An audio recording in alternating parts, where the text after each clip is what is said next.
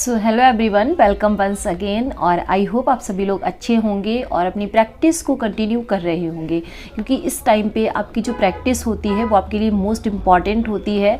और हमेशा एक चीज़ याद रखना कि दुनिया में कोई भी आपको समझे उससे पहले, उससे ज़्यादा और उससे बेहतर अगर आपको कोई समझता है तो वो आप खुद हो।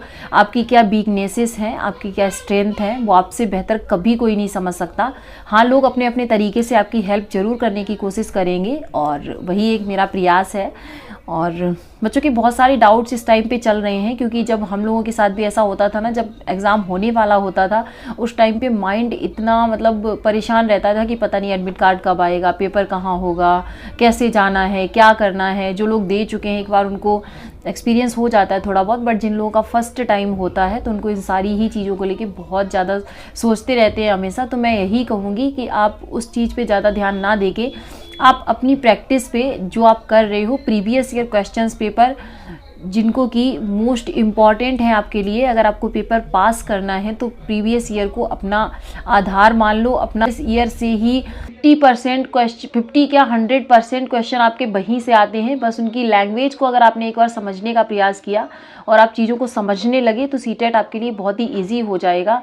और सीटेट के लिए प्रण कर लो, आपको पास करना ही है, क्योंकि अगर आपने सीटेट पास नहीं किया तो हर 6 महीने, पिछले 6 महीने के लिए ऐसे जो बच्चे हैं जो कि सीटेट पास कर लेते हैं उनसे आप पीछे हो जाओगे। और इन 6 महीनों में बहुत ज़्यादा वैकेंसीज इस टाइम आने वाली हैं, और हो सकता है यूपी की भी वैकेंसी, जिसका हम लोग बहुत बेसब्री से यूपी वाले वेट कर रहे हैं, वो वैकेंसी भी हमारी आए। तो इसलिए आप लोग अपना 100% फोकस कर लो। देखो इस टाइम पे डिस्ट्रैक्शंस बहुत होती हैं, तो उनको सबको हटा के आपको क्या करना है, आपको अपनी पढ़ाई पे फोकस करना ही पड़ेगा, है। बहुत सारे बच्चे कह रहे थे ma'am exam date, admit card कब आएगा, कैसे पता चलेगा। तो इन सारी चीज़ों की टेंशन अभी आप छोड़ दीजिए। एग्ज़ाम आपका जब भी होगा 7 से 8 दिन 10 दिन पहले आपको पक्का पता चलेगा, और 2 दिन पहले आपको सेंटर या जो था वो भी आपको पता चल जाएगा। तो जब तक नहीं आ रहा है तब तक अपनी 10 दिन की ये तो मान के चलिए, जब तक आपकी कोई न्यूज या कोई इन्फॉर्मेशन नहीं है तब तक आपके 10 दिन तो आपके पास है। तो अपना टारगेट आपको अपनी पढ़ाई पे आप ये सोचो कि आपको अपना 100% देना है, और उसके बाद जो भी चीज़ें होती हैं वो हमारे हाथ में नहीं होती हैं। कुछ बच्चों का कहना है मैम 130 प्लस चाहिए, हमें 120 प्लस चाहिए, या जो भी टारगेट है, तो उनका फिर सेल्फ कॉन्फिडेंस भी उसी तरीके का हो जाता है, क्योंकि उन्होंने उस तरीके से चीज़ों को पढ़ रखा है, कर रखा है।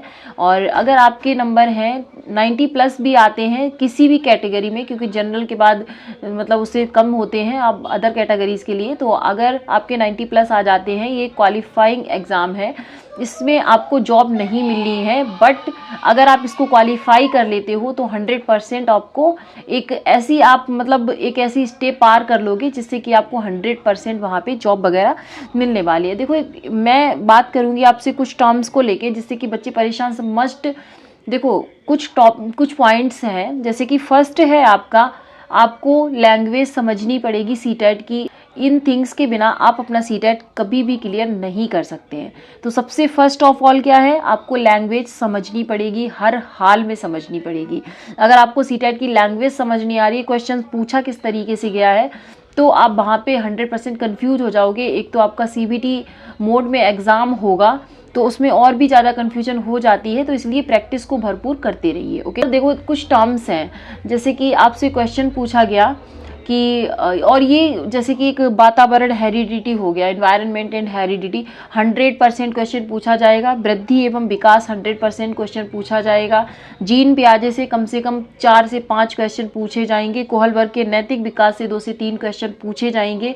तो ये कुछ ऐसी चीज़ें हैं जिनको आप रिवाइज कर लीजिए अगर आपने अभी तक नहीं किया है।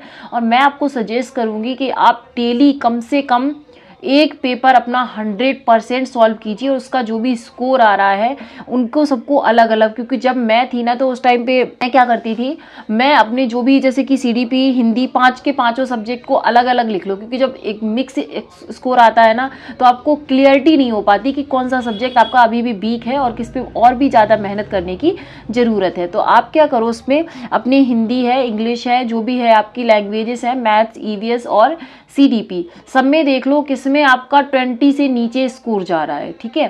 तो जिसमें 20 से नीचे जा रहा है उसको एक्स्ट्रा टाइम दो। जैसे मान लो आपका EBS में जा रहा है तो आप क्या करो कि EBS को थोड़ा सा और फोकस कर लो, है ना।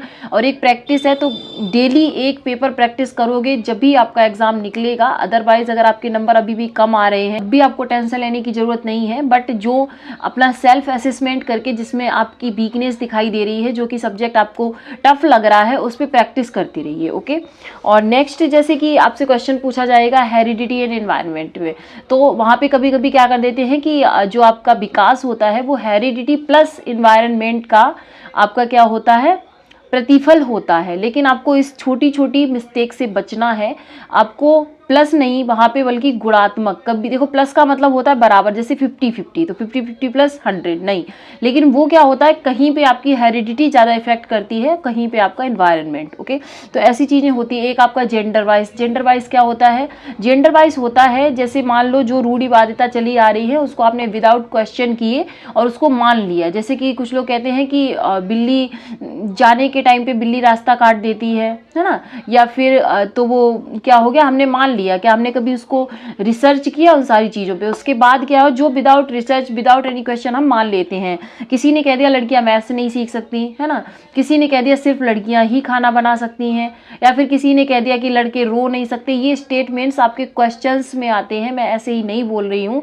और वहाँ से सीधा सीधा आपका क्वेश्चन बनता है कि एक क्लास है, देखो क्वेश्चन कैसे पूछते हैं, क्लास है उसमें बच्चे हैं, तो उसमें एक बच्चा लड़का है वो रोने लगता है, तो टीचर कहते हैं कि क्या लड़कियों की तरह रो रही हो। अब देखो इन्होंने किस तरीके से घुमा के कॉन्टेक्स्ट में क्वेश्चन को पूछा है, तो आपको इस तरीके से देखो टॉपिक वही होते हैं, बस आपको थोड़ा सा अपना दिमाग लगा के चीज़ों को समझना होता है। और फिर मैं आपसे यही कहूँगी लास्ट में कि मोस्ट इम्पॉर्टेंट है आप अपनी प्रैक्टिस करते रहिए और पॉजिटिव माइंडसेट के साथ पढ़ते रहिए। अपने दिमाग में अपने आप से ये कहिए हाँ 100% मेरा क्लियर होगा। अगर मैंने मेहनत करी है और मैं अभी भी मेहनत कर रहा हूँ या कर रही हूँ तो 100% मेरा पेपर क्लियर होगा। और ऐसे टाइम पे अपने नेगेटिव जो भी आपके आसपास हो उन लोगों को सुनना थोड़ा कम कर दो और पॉजिटिविटी के साथ पढ़ते रहिए और अपनी मेहनत, देखो सेल्फ असेसमेंट आपकी सक्सेस की है, वो ही आपको सक्सेस दिलाएगी, ओके।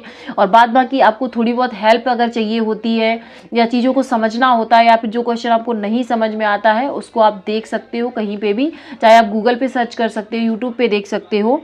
और उसके बाद लास्ट में एक थिंग और है कि देखो कुछ बच्चे ऑडियो लर्निंग से बहुत ज़्यादा अच्छे से सीखते हैं, कुछ वीडियो से सीखते हैं और कुछ ऑडियो वीडियो मतलब दोनों से सीखते हैं, ठीक है। तो आप देखो आप चीज़ों को सुन के अच्छे से सीख पाते हो या पढ़ के अच्छे से सीख पाते हो, या फिर आप दोनों मतलब वीडियो फॉर्मेट में चीज़ों को अच्छे से सीख पाते हो। तो अपना टाइप देखो और उसी हिसाब से अपनी प्रैक्टिस को करो, ओके। सो आई होप आप सभी लोग की प्रैक्टिस अच्छी चल रही होगी और किसके कितने मार्क्स आ रहे हैं अगर आप चाहें तो आप मुझे कमेंट सेक्शन में बता सकते हैं। और थैंक्स फॉर वॉचिंग, जुड़े रहिए। अगर चैनल को सब्सक्राइब नहीं किया है तो कर लीजिए, क्योंकि CTET से रिलेटेड जो भी आपकी अदर टीचिंग एग्जाम्स हैं उनसे रिलेटेड जो भी स्ट्रैटेजी है, जो भी प्रैक्टिस है, जो भी गाइडेंस है आपको मिलता रहेगा। और थैंक्स फॉर वॉचिंग। मिलते हैं फिर एक नेक्स्ट वीडियो में कुछ मोस्ट इंपॉर्टेंट क्वेश्चंस के साथ। तब तक के लिए आप सभी अपना ध्यान रखिए और अपनी प्रैक्टिस को लगातार करते रहिए, ओके। जय हिंद।